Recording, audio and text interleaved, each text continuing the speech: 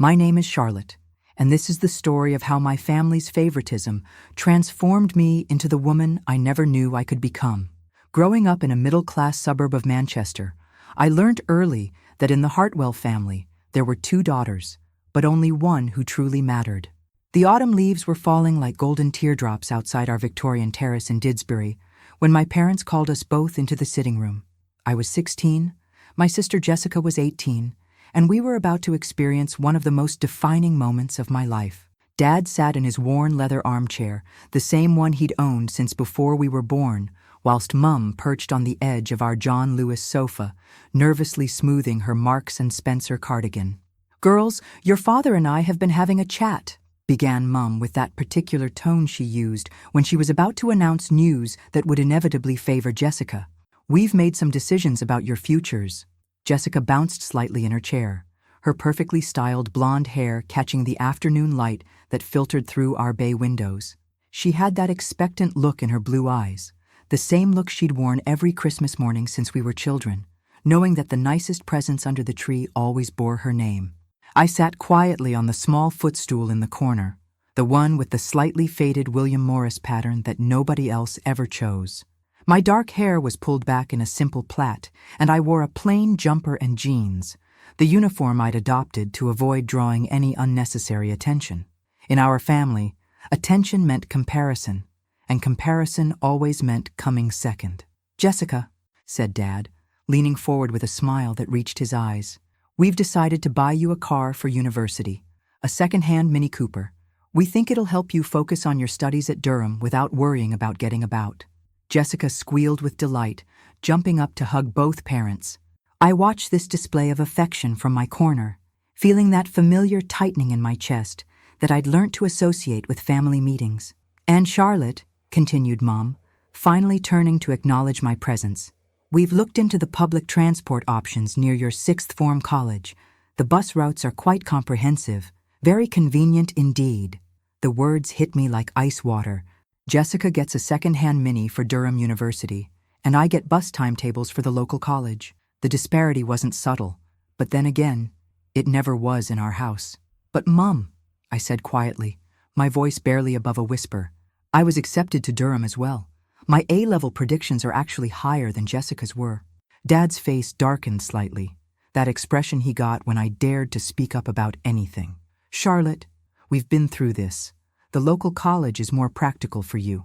Besides, Jessica has more extracurricular activities on her UCAS form."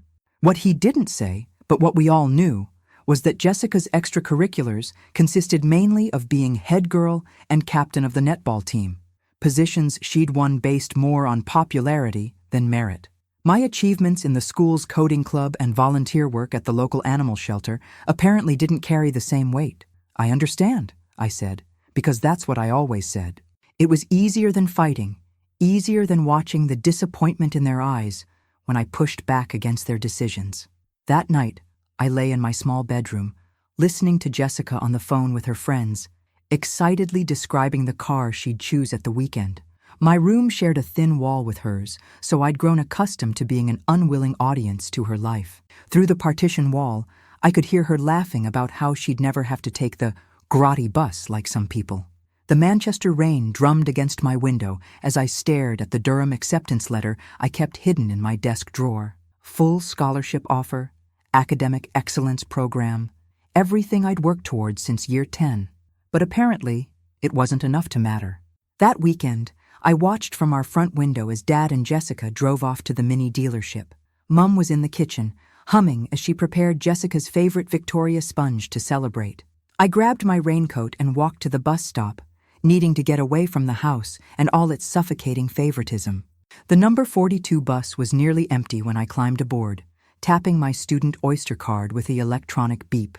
I took a seat near the window and watched the greater Manchester suburbs roll by. Each semi-detached house representing families I imagined were nothing like mine. At the central library, I spread my coursework across a corner table and tried to focus on my A-level computer science. But my mind kept wandering to the conversation I'd overheard between my parents the night before, when they thought Jessica and I were both asleep. "I just think we need to be realistic about Charlotte's potential," Mum had said, her voice carrying through the thin walls of our Edwardian house. "Exactly," Dad had replied. "Jessica has the personality for success. Charlotte's always been more of a behind-the-scenes type. Local college and a sensible career path make sense for her. Behind-the-scenes type." That phrase had echoed in my head all night. Was that really how my own parents saw me? As someone destined to fade into the background whilst Jessica claimed center stage? The following Monday at school, I threw myself into my computer science lesson with renewed intensity. Mrs. Thompson, our teacher, noticed my extra effort immediately. "Charlotte, you're working on something beyond the curriculum," she observed, stopping by my workstation during independent study time. "I'm teaching myself app development," I replied, not looking up from my screen. I figured if I'm going to the local college, I should at least learn skills that matter. Mrs. Thompson sat down in the chair next to me, her expression thoughtful. "You know, I have a contact at a tech startup in the Northern Quarter. They're looking for interns who can code. Unpaid, but the experience would be invaluable." I looked up from my computer for the first time in an hour. "Really? You think I'd qualify? Charlotte, you're the most naturally gifted programmer I've taught in 15 years. Your logical thinking and problem-solving abilities are exceptional. Of course you'd qualify." That afternoon, I took the tram into Manchester city centre for an interview at Code Manchester, a small company developing software for local businesses. The office was in a converted Victorian mill in the Northern Quarter, with exposed brick walls and the kind of creative energy I'd only read about in magazines. Marcus Webb, the founder, was a 30-something entrepreneur who'd dropped out of Manchester University to build his first company. He reviewed my portfolio on a MacBook whilst I sat nervously in a mismatched chair that probably came from a charity shop. "This is impressive work for a sixth-form student," he said, scrolling through my code samples. "Self-taught?" "Mostly, yes. I've been coding since I was 14. He closed the laptop and leaned back in his chair. "Here's the thing, Charlotte. I don't care about your age or your formal education. I care about what you can do. Can you commit to 20 hours a week?" "Absolutely," I replied without hesitation. "Then welcome to Code Manchester. You start Monday." Walking out of that converted mill, I felt something I hadn't experienced in years, genuine excitement about my future. For the first time, someone was judging me based on my abilities, not comparing me to Jessica, or measuring me against some predetermined notion of what I should be. At home that evening, I sat at our dining table, helping Mum lay out the cutlery for dinner. Jessica was upstairs getting ready for a date, the sound of her hairdryer drowning out the BBC News where Dad watched the headlines. "I got an internship at a tech company," I mentioned casually, placing the last fork beside a plate. "That's lovely, darling," Mum replied, but her attention was focused on the oven timer. "Jessica's going to the school disco with James Patterson this weekend. Can you imagine? James Patterson wants to take our daughter to the disco. Our daughter. Not your sister or Jessica.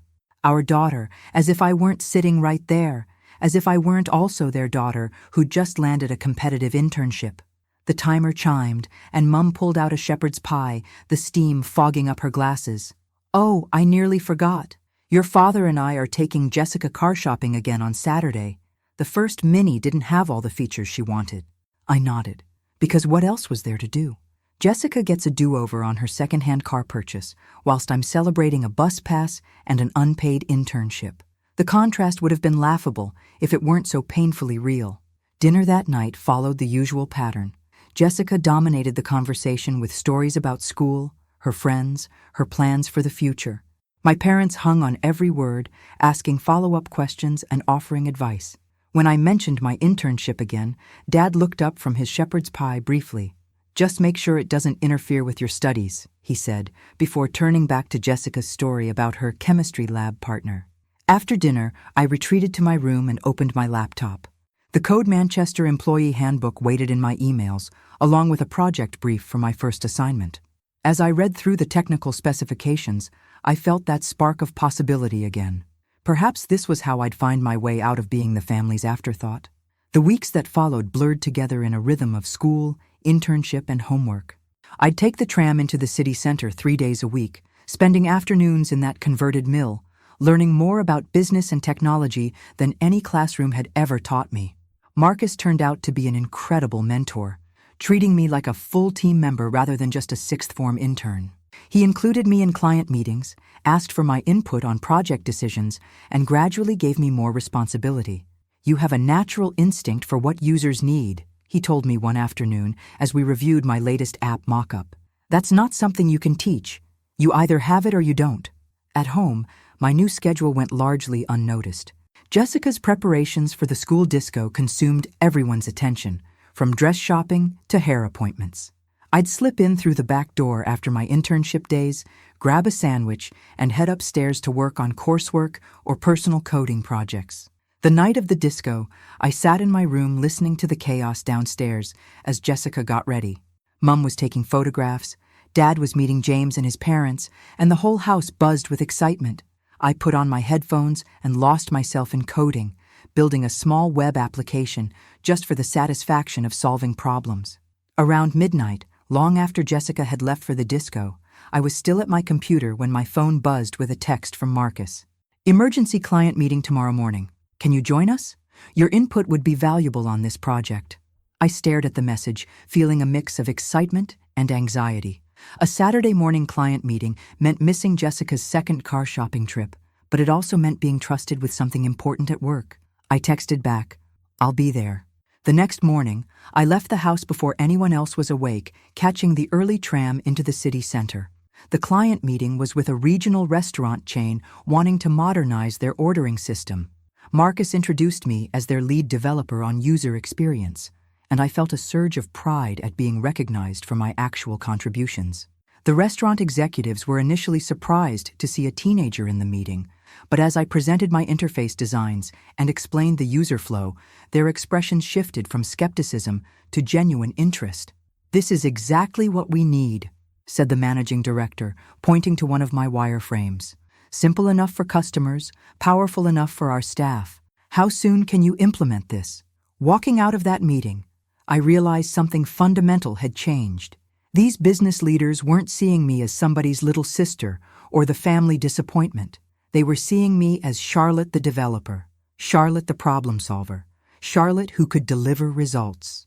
When I got home that afternoon, there was a gleaming red Mini Cooper with temporary number plates in our driveway. Jessica was washing it with Dad, both of them laughing as soapy water flew in all directions. Mum sat on the front steps, taking pictures of their car washing adventure. "How was your work thing?" Mum asked as I walked up the drive. "Good," I replied. "We landed a new client. A restaurant chain." "That's nice," she said, but her camera was already refocused on Jessica and Dad. I went inside and up to my room, where I opened my laptop and began sketching out the project timeline for the restaurant app. For the next 6 months, this would be my primary focus at Code Manchester, and the success or failure would largely depend on my designs. As autumn turned to winter, my internship evolved into something more substantial. Marcus began paying me for my hours, not much, but enough to start building my own small savings account. More importantly, he started including me in strategic decisions about the company's direction. "I want to bring you on as a full partner once you finish your A-levels," he told me one snowy December afternoon. 20% ownership, equal say in major decisions. You've earned it." I stared at him across the conference table we'd converted from an old door and some trestles. "Are you serious?" "Dead serious. You're not just an intern anymore, Charlotte. You're integral to this company's success." That night at dinner, I could barely contain my excitement. A partnership offer, equity in a growing company, real recognition for my work. I waited for a lull in Jessica's story about her university applications before speaking up. "I've been offered a partnership in the company where I work," I announced, my voice shaking slightly with nervous energy. The table fell silent for a moment. Dad looked confused, as if he'd forgotten I had a job at all. "A partnership?" Mum asked. "Darling, you're still at school. That doesn't sound very realistic." "It is realistic," I insisted. "I've been working there for months. I designed the user interface for our biggest client. Marcus says I have natural business instincts." Jessica laughed, not maliciously, but with that dismissive tone she used when she thought I was being silly. "Charlotte, you're 16. Nobody gives partnerships to teenagers." Dad nodded in agreement. "Jessica's right. You're probably misunderstanding what they mean. Perhaps they're offering you a summer job or something." I felt the familiar deflation. that sinking feeling that came whenever I tried to share good news with my family. No, I'm not misunderstanding. It's a real partnership offer. Well, said Mum, clearly trying to change the subject. Jessica's been accepted to 3 more universities this week. Tell them about Durham, sweetheart. And just like that, my partnership offer was forgotten in favor of Jessica's university acceptances. The irony wasn't lost on me that she was celebrating getting into Durham, whilst I was being dismissed for pursuing something even bigger. After dinner, I rang Marcus from my room. I accept your partnership offer, I said without preamble. That's fantastic, he replied. We'll need to formalize everything legally, but I'm thrilled to have you as a full partner. This company is going places, Charlotte, and you're a big reason why. Hanging up the phone, I felt a determination crystallizing in my chest. If my family couldn't see my potential, I'd prove it in ways they couldn't ignore. The spring of my final year at school brought a series of events that would reshape everything. Jessica had chosen Durham for university, the same institution that had offered me a full scholarship. She'd be studying English literature, planning to go into journalism or publishing, fields that seemed to suit her outgoing personality. Meanwhile, Code Manchester was growing rapidly. Our restaurant client had been so pleased with my app design that they'd referred us to 2 other chains. Marcus and I were working 12-hour days, handling more projects than we'd ever imagined possible. We need to hire more developers, I told Marcus during one of our planning meetings. I can't manage all these user interfaces whilst also handling client communications. I know, he agreed, reviewing our project timeline on his laptop. But good developers are expensive, and cash flow is still tight. That's when I had my idea. What if we brought on interns, 6th form students like I was? Train them up, give them real experience, pay them part-time wages for full-time value. Marcus looked up from his computer.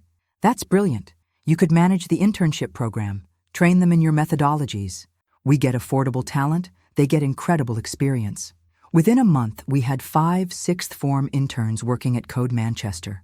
I found myself in the unexpected role of mentor and manager, teaching other students the skills I'd learnt through trial and error. Watching them grow and succeed gave me a satisfaction I'd never experienced before. At home, exam preparations dominated every conversation. Jessica would be finishing her A-levels a year early and starting at Durham in the autumn. My parents were planning a leaving party for her, inviting extended family and friends to celebrate their successful daughter. What about Charlotte? My grandmother asked during one family dinner, gesturing towards me with her teacup. Isn't she finishing her A-levels too? Oh, of course, Mum replied quickly. Charlotte's A-levels are wonderful too. We're very proud of both girls. But the party planning told a different story.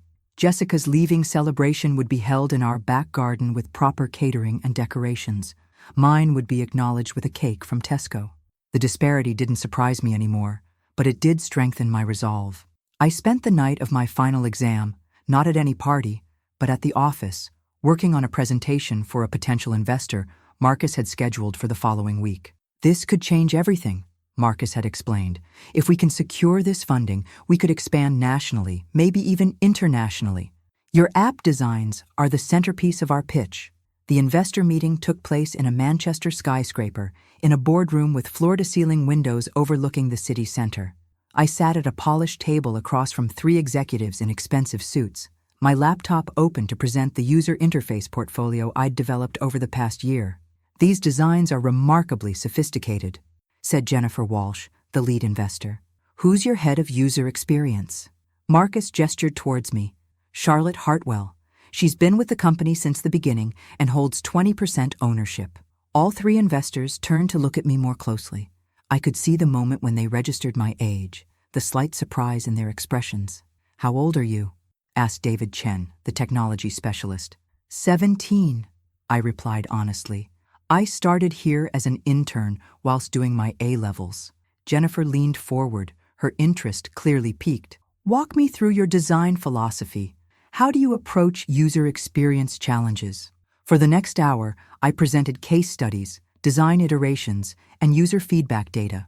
I explained my process for understanding customer needs and translating them into intuitive interfaces. By the end of the presentation, all 3 investors were taking notes. We'd like to move forward, Jennifer announced. £2 million in Series A funding with the potential for follow-up rounds based on growth metrics. Walking out of that building, I felt like I was floating.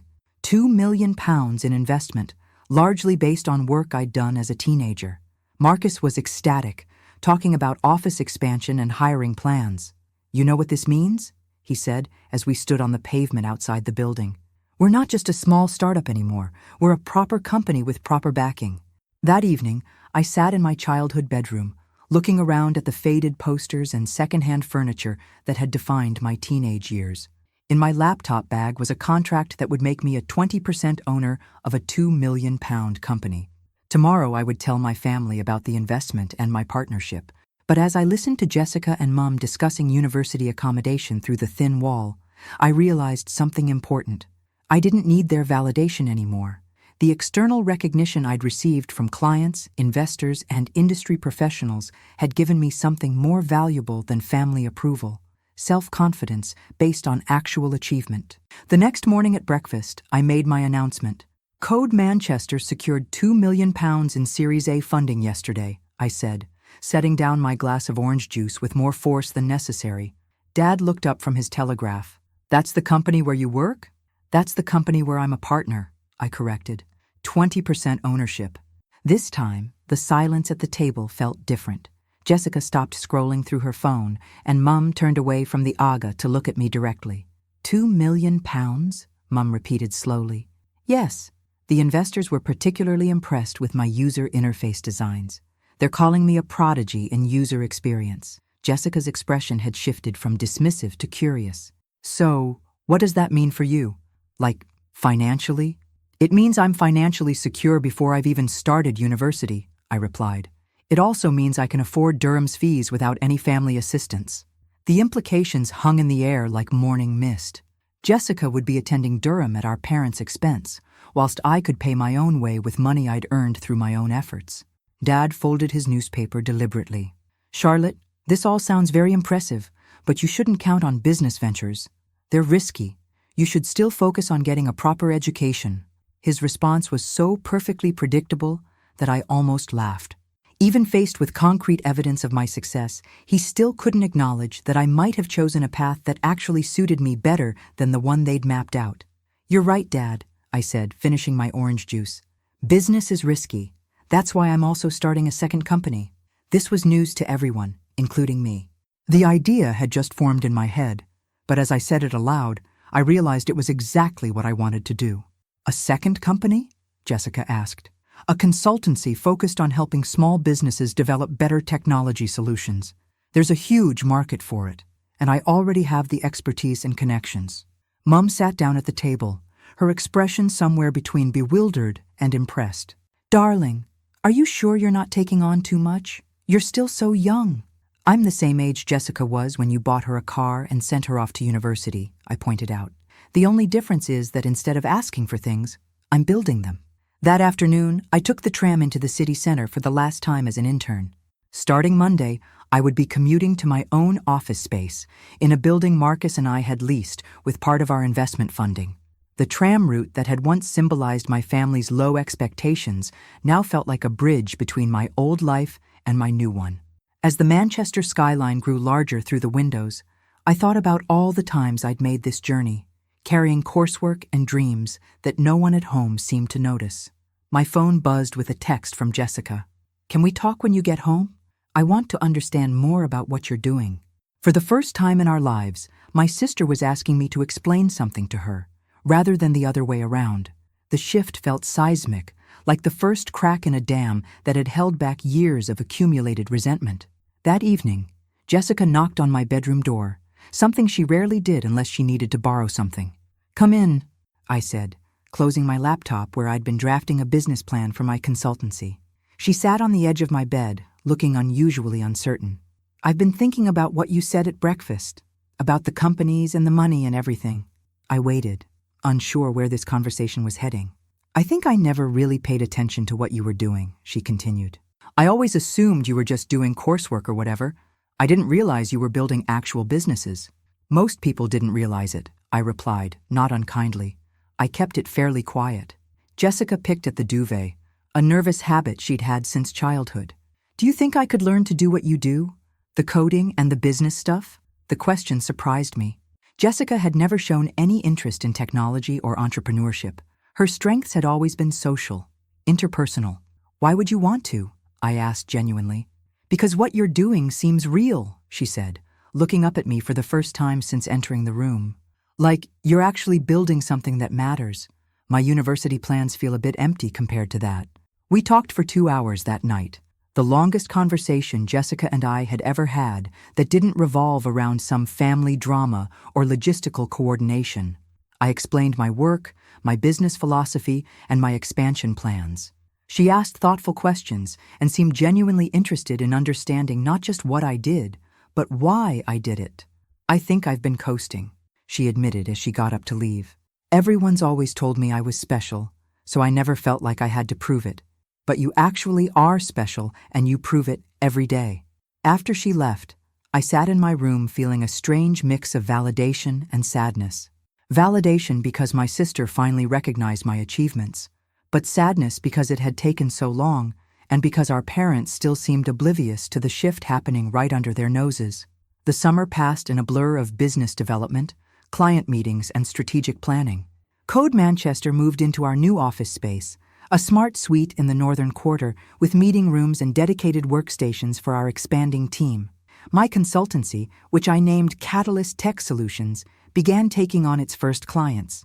The irony wasn't lost on me that whilst Jessica was preparing for university by shopping for halls of residence accessories, I was preparing for university by hiring my first full-time employees and establishing corporate partnerships.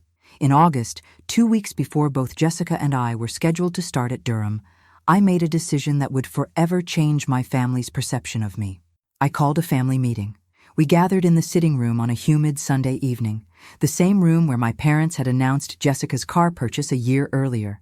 This time, I was the one with news to share. I've decided not to go to Durham this autumn, I announced without preamble. The reaction was immediate and predictable.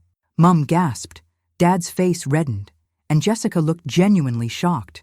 Charlotte, you can't be serious, Mum said. You've worked so hard for this opportunity. I have worked hard, I agreed, but not for this opportunity. I've worked hard to build something bigger than what any university could offer me. Dad leaned forward in his armchair, his voice taking on the stern tone he used when he thought I was making a mistake. Young lady, you are not throwing away your education for some business fantasy. It's not a fantasy, Dad, I replied calmly. Code Manchester is now valued at £12 million. My consultancy has 15 active clients and a 6-month waiting list. I'm generating more revenue than most university graduates will see in their first decade of work. The numbers were real, and I could see them processing the implications. Jessica looked between our parents and me, clearly trying to understand how the family dynamics had shifted so dramatically. Besides, I continued, Durham will always be there. But the opportunity to grow these companies during this particular market cycle won't wait for me to get a degree in something I already know how to do. Mum was crying now, not from sadness, but from frustration and confusion. I don't understand how this happened. When did you become so different? I became different when you told me to take the bus whilst Jessica got a car, I said gently. That's when I realized I couldn't count on anyone else to create opportunities for me. The room fell silent, except for the hum of the central heating and the distant sound of traffic outside our windows. Jessica spoke first. I think she's right, she said quietly. Everyone turned to look at her. I've been watching what Charlotte's built over the past year, Jessica continued. It's incredible. She's already accomplished more than most people do in their entire careers. Why would she put that on hold for university? Dad looked betrayed, as if Jessica had switched sides in some war he didn't realize was being fought. Jessica, you can't possibly understand the importance of education, he began. I understand the importance of results, she interrupted, something she'd never done before. And Charlotte gets results. That night, I lay in bed thinking about the conversation and its aftermath. My parents had eventually accepted my decision, not because they understood it, but because the financial realities were impossible to argue with. Jessica's support had surprised me most of all. The next morning, she knocked on my door again.